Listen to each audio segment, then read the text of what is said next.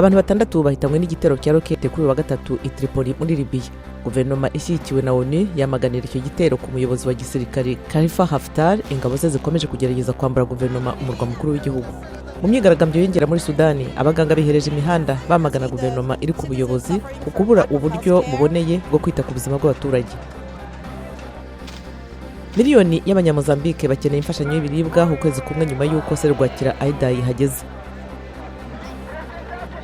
Mu Misiri ho inteko ishinga amategeko yemeje yivuye inyuma ibyavuguruwe mu itegeko nshinga bishobora gutuma Perezida Abdel Fattah al-Sissi yongera igihe ku buyobozi kuzageza mu 2030.